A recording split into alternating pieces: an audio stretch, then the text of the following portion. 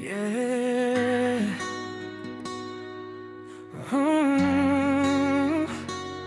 Para sa tunog na halad sa likod sa kanta, na mga kamot nga naglihok. Kada nota o ritmo halad nga tinuod. Dili para sa palakpak, dili para dungog, kundili para sa Dios nga mong gidayeg sa tibok. Gitara, drums, piano, bass nga nagtinabang ayo sa katunog, usa ka tuyo, usa ka pagdayeg. Bisan sa'yo pusahay padayon gihapon, kay ang Dios nagtanaw sa kasing-kasing, dili sa perpekto.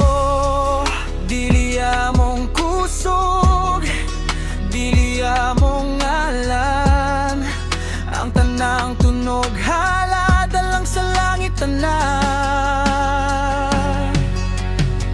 Mga instrument players nagdayeg uban tingog, bisan walay pulong, musulti ang tunog. Mga instrument players kasing-kasing nagkayusa sa matag nota. Jesus among gidayeg kanunay.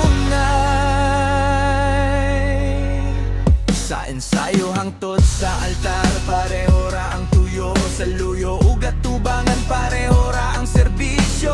Ang ritmo mahimong paggampo, ang melody mahimong paghilat sa kalag nga gikapoy. Dili lang skill kundili espiritu, dili lang teknik kundili gugma nga tinud. Kay kung ang kasing-kasing limpyo ug gandam, ang tanang nota mahimong pagdayeg na hamugawan. Kada tunog among gisangat, kada nota among gihatag. Jesus, ikaw rang sentro. Mga instrument players dayon sa pag-alagad, bisan walay makakita, ang Diyos nagtanaw. Mga instrument players silang buhay gihalad sa matag tunog. Ang gugma ni Kristo among ipadaya. Salamat Ginoo sa mga kamot nga nagatugtog, sa mga instrumento nga nagasinggit sa imong ngalan. Ang among tunog, ikaw